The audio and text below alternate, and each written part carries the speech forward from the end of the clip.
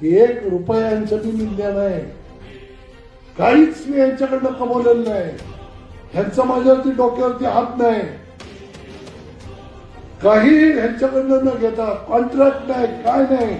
4 पैसे कुठलं काही मी प्रपंचाला मिळवले, कधी तुम्हाला पाहायला मिळणार नाही. काय चुकलं होतं गारटकर? संपूर्णपणे आत्मसमर्पण केलं होतं.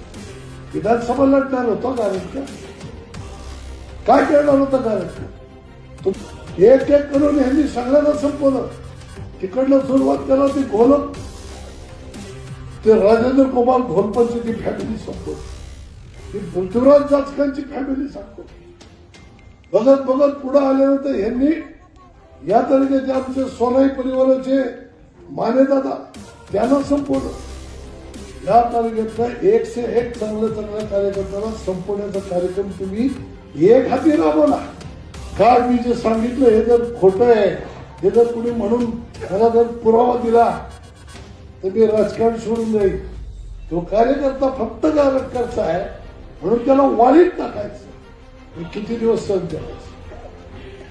कशासाठी सहन करायचं? काय मी कोणाची काय उचल घेतली? माझं इथं फक्त एवढंच म्हणणं होतं की या शहराला जर नगराध्यक्ष शपथ देताना जो जो निष्ठावान कार्यकर्ता आहे, ज्याने पक्षामध्ये तुमचं काम केलंय, माझं नाही, आज जे तुमचे उजवे डावे यांनी तुमचं जे काम केलंय यांच्यापैकी कुणालाही तिकीट देऊ. आज ज्याचा आजपर्यंत पक्षाशी संबंध आहे, ज्याने आयुष्यभर पक्षाला विरोध केलाय, तुम्हाला विरोध केलाय, जर कधी तुमच्या व्यासपीठावर येऊन तुम्हाला मतं द्या मी एकदाही सांगितलं नाही, आमची नरडी गेली.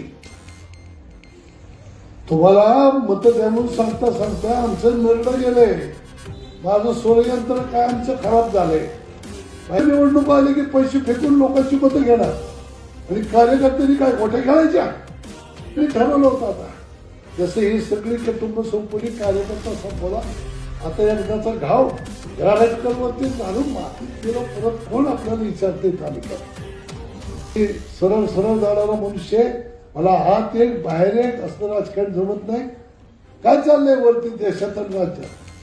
आज कोण कुठला पक्ष कधी एकत्र येईल सांगता येईल का? आम्ही इथे एकत्र आलो म्हणून तुम्हाला राग यायचं काय कारण?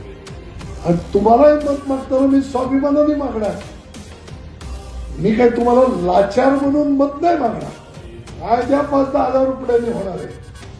ताकद नाही इथे येऊन दर्शन करणाऱ्याची. कळलं का? विजय आपलाच आहे. 3 तारखेला गुलाल खेळायला आपण सगळ्यांनी एकत्र या.